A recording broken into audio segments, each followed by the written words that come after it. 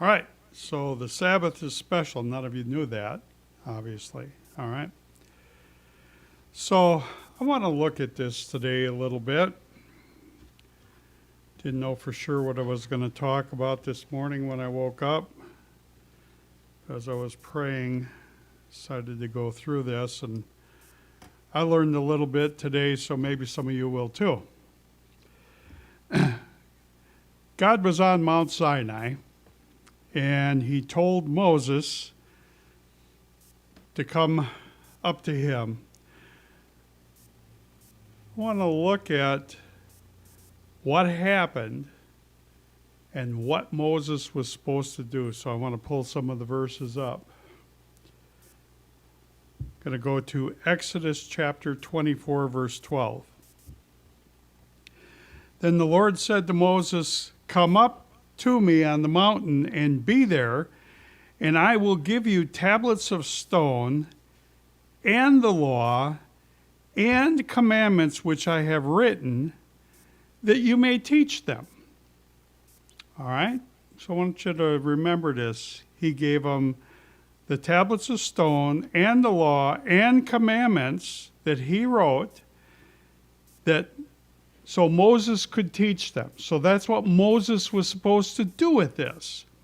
Verse 13, so Moses arose with his assistant Joshua, and Moses went up to the mountain of God, and he said to the elders, "Wait here for us till we come back to you. Indeed, Aaron and Hur are with you. If any man has a difficulty, let him go to them." Then Moses went up into the mountain, and a cloud covered the mountain, and the glory of the Lord rested on Mount Sinai, and the cloud covered it 6 days. So for 6 days, this cloud came down and covered the mountain, and Moses is there at the edge of the mountain. It says, and on the seventh day, he called to Moses out of the midst of the cloud. The sight of the glory of the Lord was like a consuming fire on top of the mountain in the eyes of the children of Israel. So Moses went into the midst of the cloud and went up into the mountain, and Moses was on the mountain 40 days and 40 nights. Well, a lot of people understand that part of it. He's up there 40 days and 40 nights. But it takes a whole week. 6 days, there's this cloud comes down and covers it. Moses is there at the base. And then on the seventh day, he calls Moses and he says, "Come up." And then he's up there for 40 days and 40 nights. So during the 40 days and nights, God gave Moses the following things. Now, let me ask a question. Have you been taught what God gave him? After all, he told Moses the things that he was going to give him, come up there, was so that Moses could teach the people. Well, how about all the ministers that are out there today supposed to be doing those functions? Because Moses is dead, long gone. Have you been taught? If not, open it up and read it for yourself. Let me ask it again. What was it that he gave Moses? We started here at Exodus 24, verse 12. This goes on all the way up into Exodus 31. Let me pull up what he gave them so everybody can see. I couldn't have come up with this list before today. I had to go through the Bible and make the list. Have you been taught these things? Have the religious leaders today, do they spend any time teaching these things? Oh, here and there, picking and choosing like you're at a Ryan's Buffet or Golden Corral Buffet or whatever. You pick the things you like and you agree with and you ignore the rest. If you were going to go through this list, the altar of burnt offerings, the care of the lampstand, what are you supposed to do to teach? Remember, Moses wasn't only supposed to teach Aaron and the priest, he was supposed to teach the people. There was a reason for the people to know these things, in other words. They've been disregarded and ignored like, well, there's nothing here for us. Well, then why didn't God say to Moses, so that you can teach the priests? If only the priests were supposed to know these things, why didn't he say so? Why is it that Moses was supposed to teach the people? I propose to you that there's stuff in here for you that has been ignored.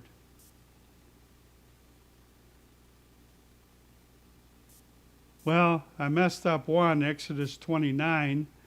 That's a fat finger. It's how to consecrate Aaron and his sons, not ho. I got to go back and fix that, okay? The ransom money. Does anybody even know what that is? What it's for? Take a look at these. The bronze laver. Again, it doesn't say, he didn't tell Moses so that you can teach Aaron and his sons, so that he could teach the people. I propose to you that the religious leaders of today, now I'm sure there's some out there, but the religious leaders said today, they need to be fired.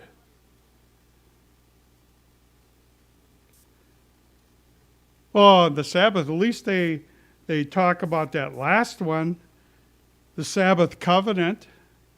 Oh, they'll talk about that one. Well, let me see here. Every once in a while, anointing oil comes up. Maybe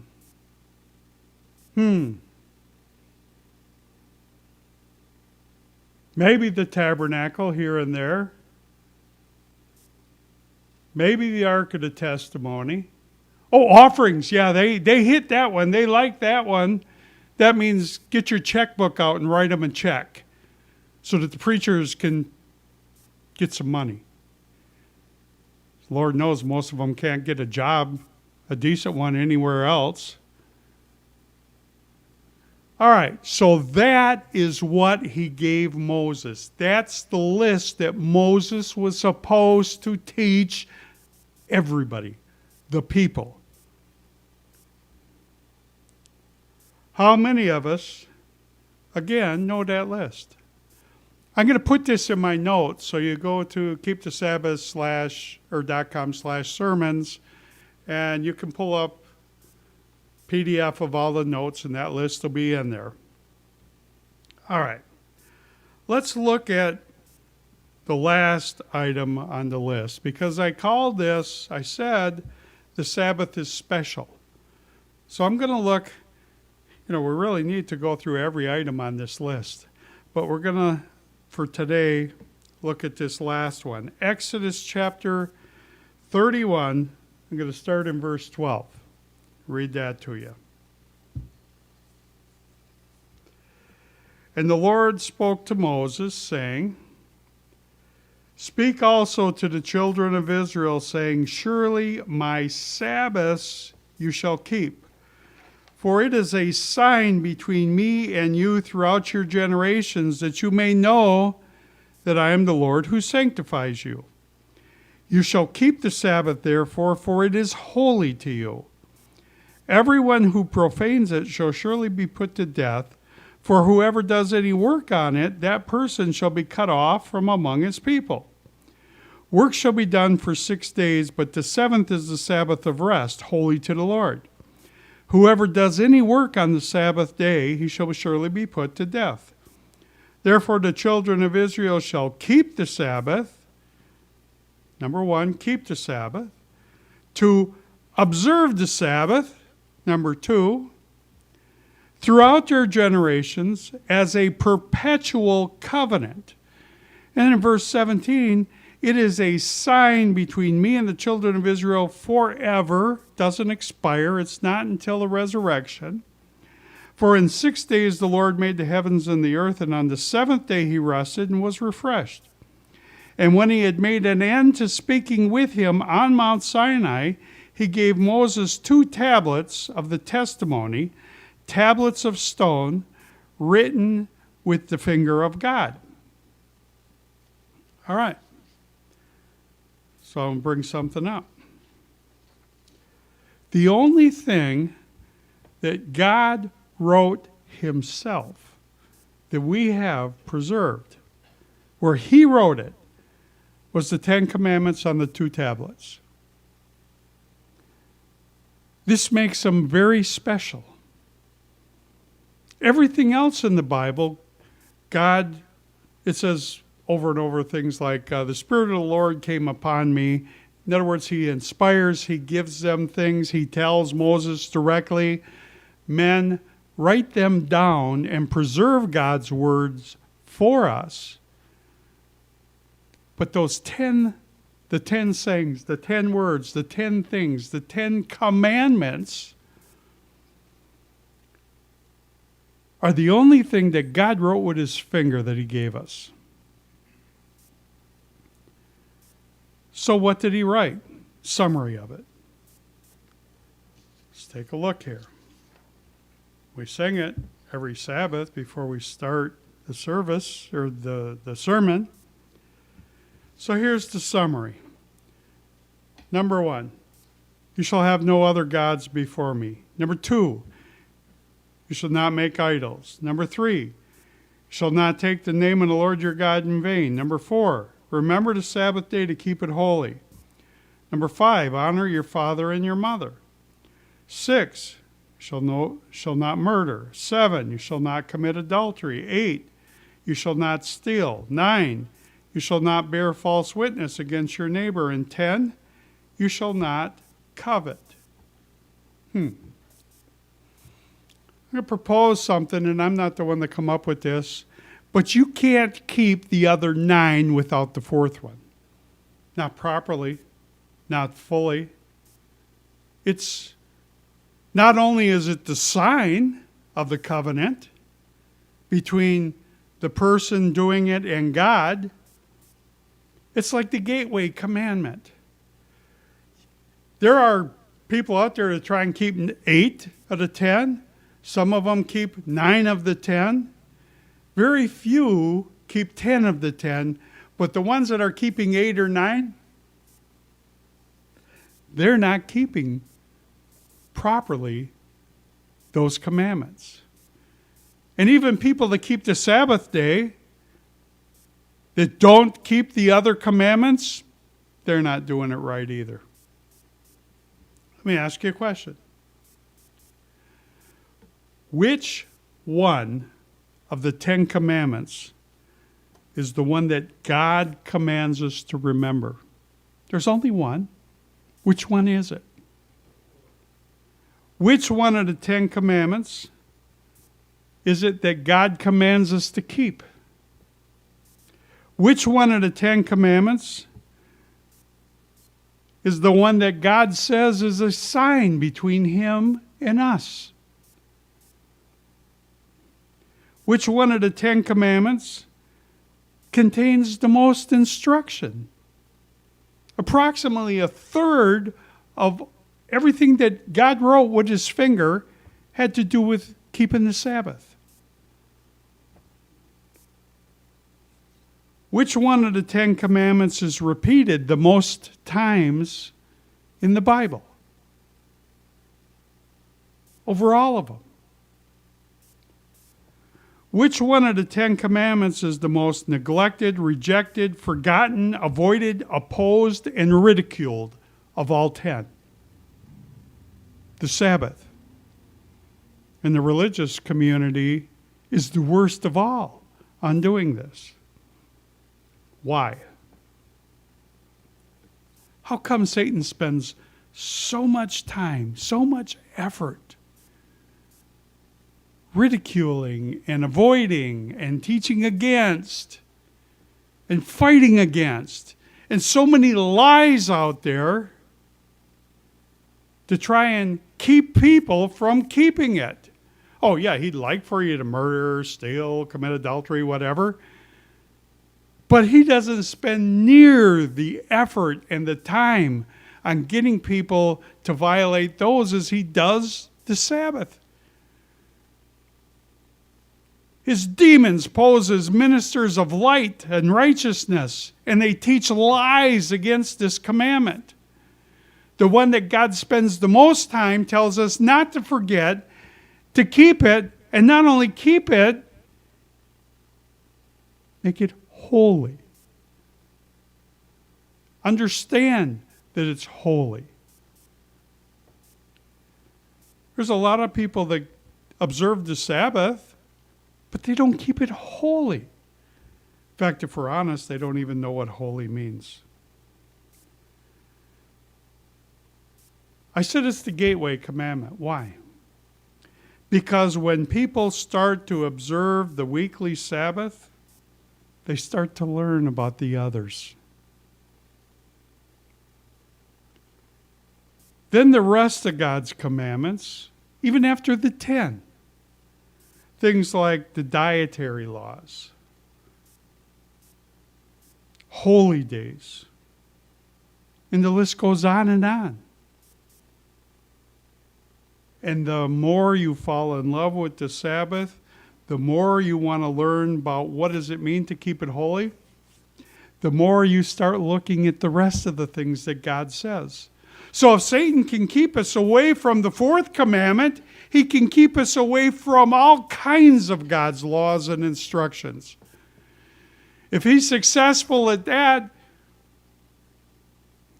somebody that doesn't keep the Sabbath for religious reasons, unless they want to be a vegetarian or something, you think people are going to look at pork and shrimp? Seafood? Clothing laws? Uh-oh. There I go. When you get home tonight and you get undressed and you're ready to go to bed, take a look at that label on your clothes and see if you're violating what God says. So it's okay. He won't smite you dead right away. It just is another chink against you on your health. There's automatic penalties for violating it. If we keep this fourth one, we're going to, and we love him, and that's the motivation for doing it. We're going to be looking at everything he says. So if Satan can keep us away from that one, he'll give you don't murder. I mean, atheists, for the most part, believe in those things. Don't steal, don't murder. You know, you go to any city or whatever, those are, they might not enforce it, but those are technically against the law. You're not supposed to murder somebody. You're not supposed to rob them, steal. We're commanded, though. Let me take a look at this again. Exodus chapter 20, verse 8. Remember the Sabbath day to keep it holy.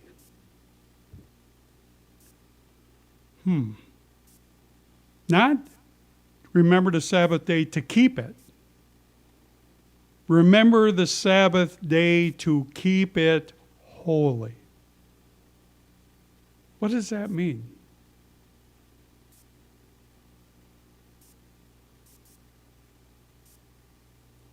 Can you keep it without keeping it holy? I don't know, 30 years ago maybe, an owner of one of the radio stations we were on, his name was Ken Crosswaite. He asked me one week when I was dropping off shows, we used to have a 1-hour show on his station on Sunday afternoon. He says, can I still go to church on Sunday if I keep the Sabbath? What if I never got out of bed? What if I just laid in bed and read my Bible all day long? I didn't work. I didn't do anything to violate it. Could I still do that? Well, somebody that did that, they might be keeping a Sabbath, but are they keeping it holy? Is the motivation for doing that so that you can go out and do pagan things? What's your motivation? What are you going to do? How do you keep it holy? There's a lot of people today don't even understand what it means. That word, holy, Kadesh.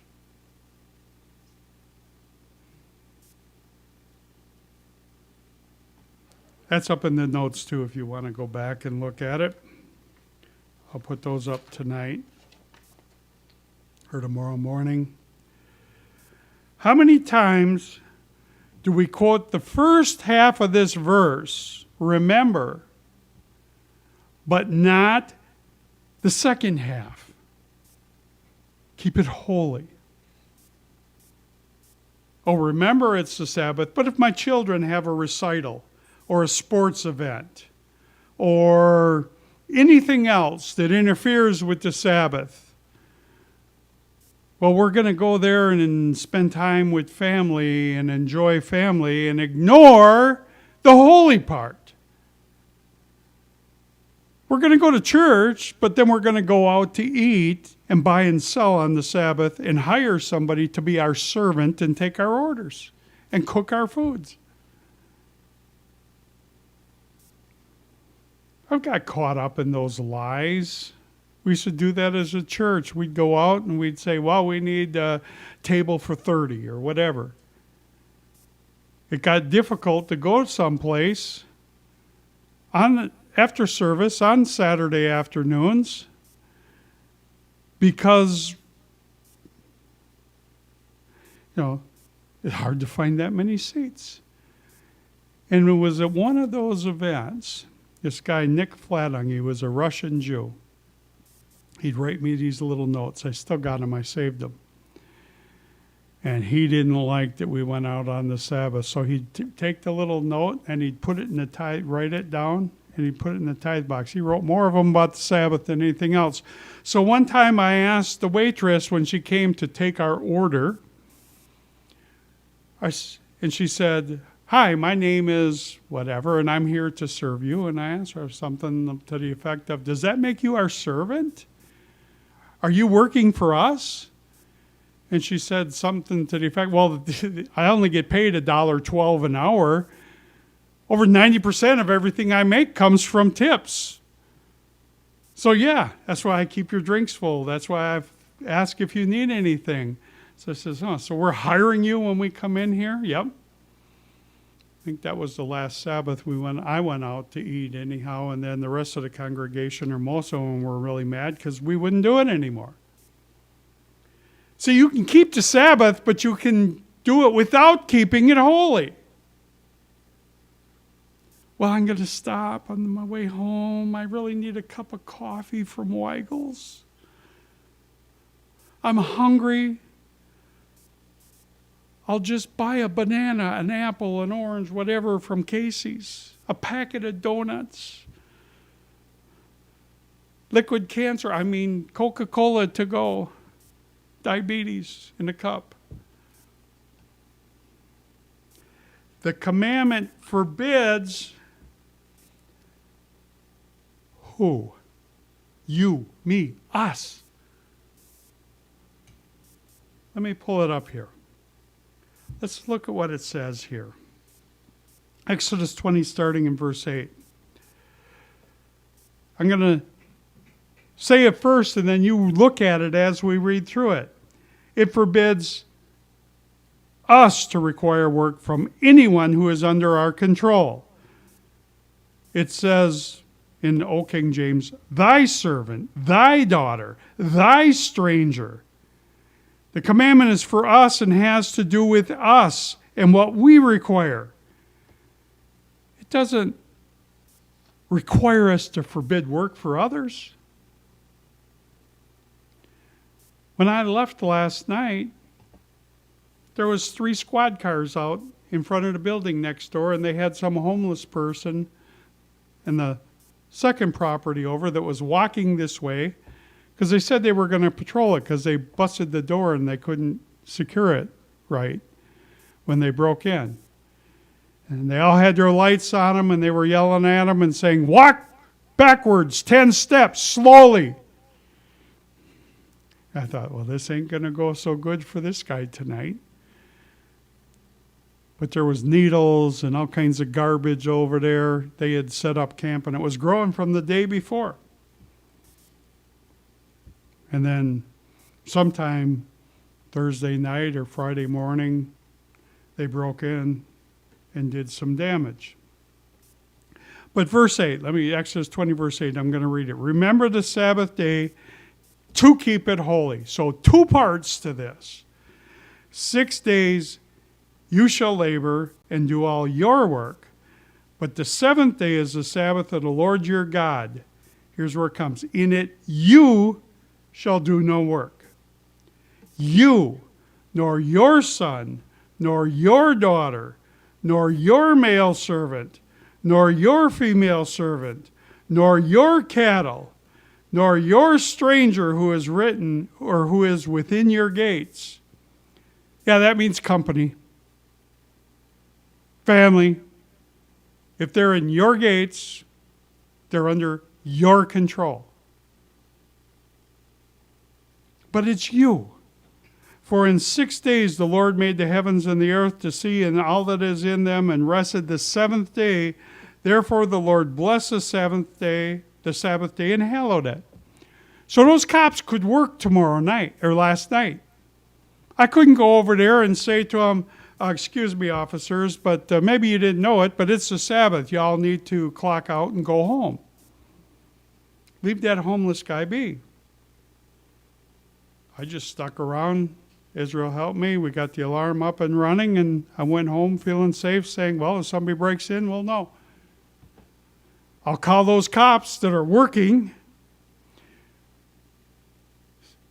See, we can't forbid them to work, but what if you decide, I think I want to be a cop? No, that ain't a job you can do.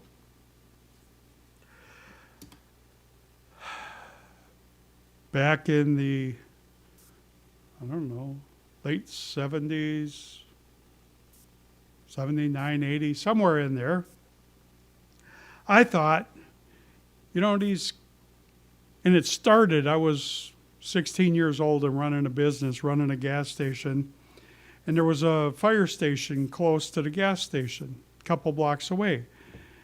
And the firefighters used to come over, and they'd have their uniform and their stickers on their car and that, get their gas on their way out, leaving to go home. And I talked to some of them. I said, this is really a pretty neat thing. They work 2 days a week. They work 24 hours straight, then they get 2 days off. Then they work another 24 hours straight, and then they get 3 days off. And I figured out, I said, they only work 2 days a week. That still leaves 5. See, I was a heathen.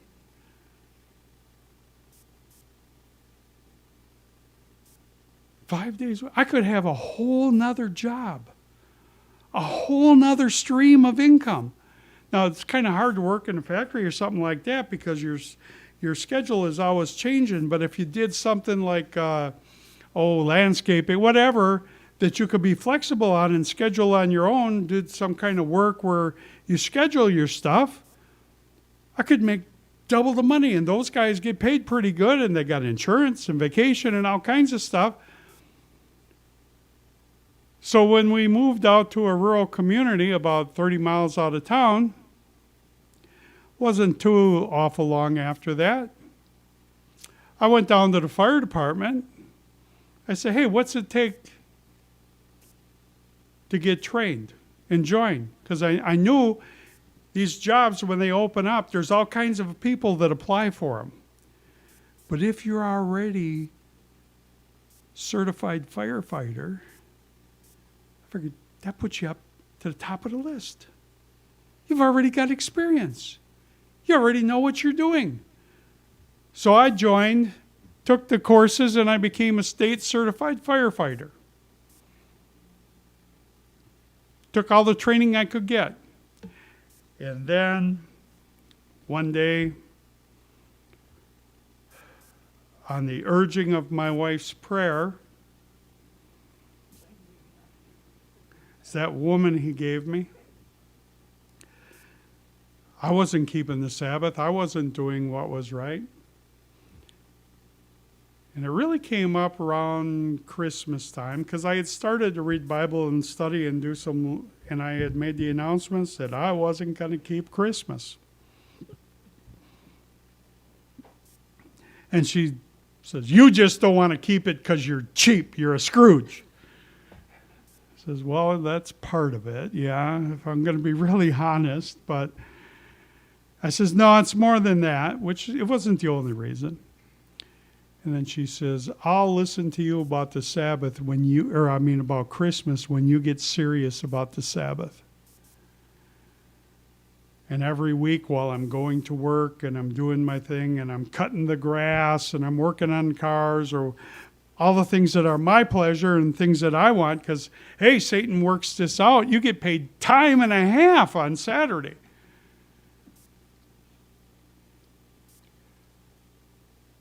I realized that I couldn't ignore the Sabbath anymore. And all of that training and all of that work for the fire department, that was out the window too. That was all a big waste of time. Because when you work one day off 2, work one day off 3, something happens. Eventually Saturday comes around in that cycle. I says, well, that's a job that ain't for me.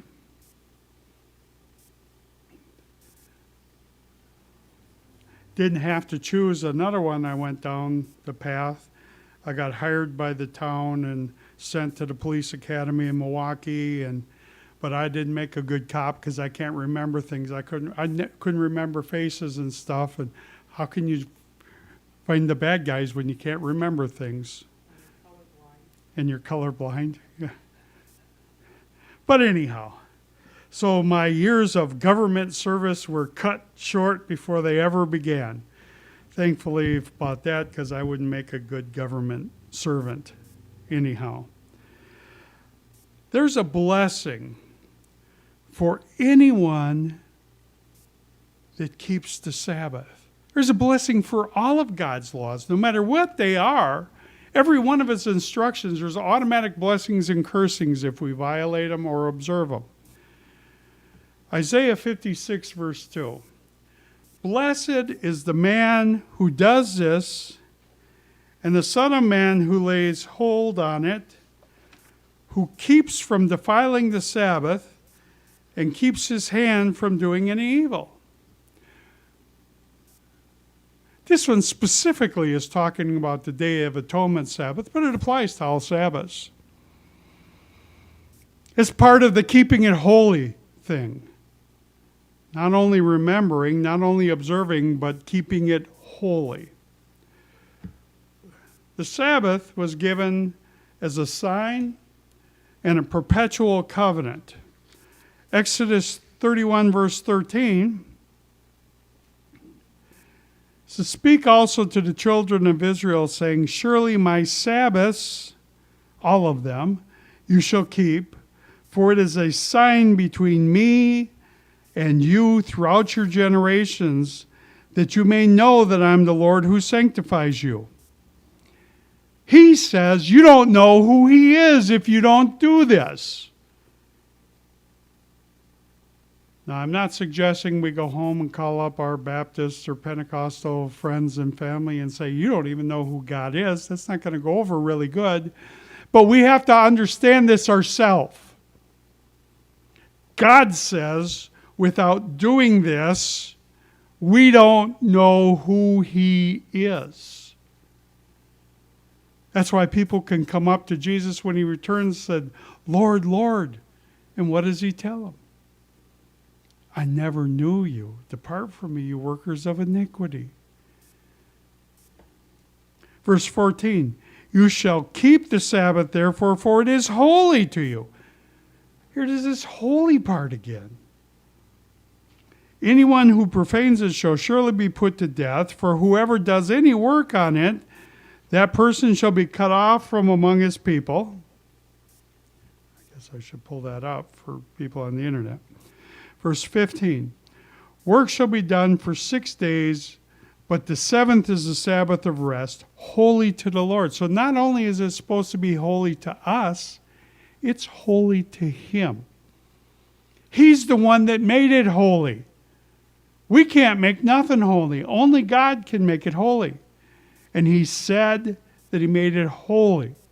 So if we only stop working on Sabbath, but we don't do the second half of it with the holy, we're not doing it. Whoever does any work on the Sabbath day, he shall surely be put to death. Verse 16, therefore the children of Israel shall keep the Sabbath, to observe the Sabbath throughout their generations as a perpetual covenant. It is a sign between me and the children of Israel forever. For in 6 days the Lord made the heavens and the earth, and on the seventh day He rested and was refreshed. What else are we supposed to do on this day?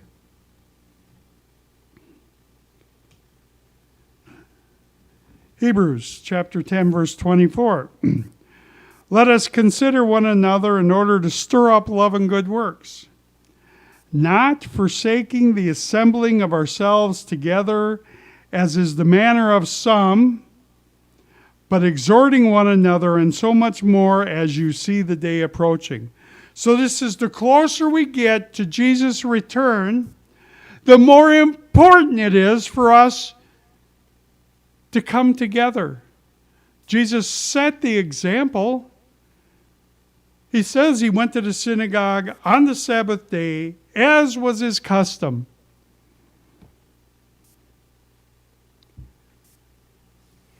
Can you ignore it and go do your secular pleasures? Stay in bed and never get out of bed. Just read your Bible all day long. Nope. That would be forsaking the gathering together at assembly. Can you just take your family and go up to the mountains every Sabbath? Drive around and look at nature. It makes you feel closer to God. Well, if your services are in the afternoon like us, go up Saturday morning. Set your alarm, get your butt out of bed and go do it. Come back and gather together with the other believers. If it's in the you meet in the morning, then go do it Saturday afternoon. Just pack your lunch. Don't stop and get your liquid diabetes to go in the cup. Extra sugar. Why is it special? We're supposed to remember the Sabbath day. We're supposed to keep it holy. It's not the first day of the week, the sixth day of the week, or any other day of the week. It's the seventh day of the week. It's very specific which day it is. We're not supposed to do any work. Our children are not supposed to do any work. Our servants are not supposed to do any work. Our animals are not supposed to do any work.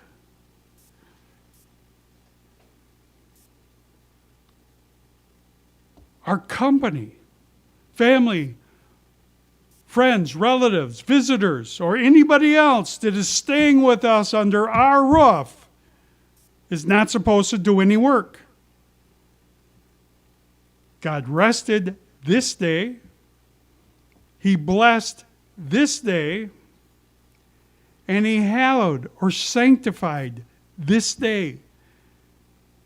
And it's the one that He tells us to observe and keep it holy.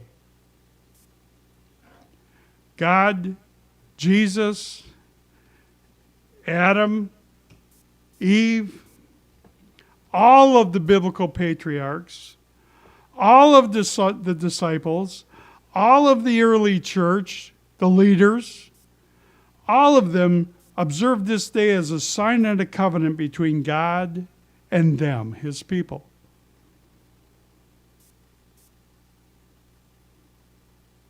Is it a day off? A vacation?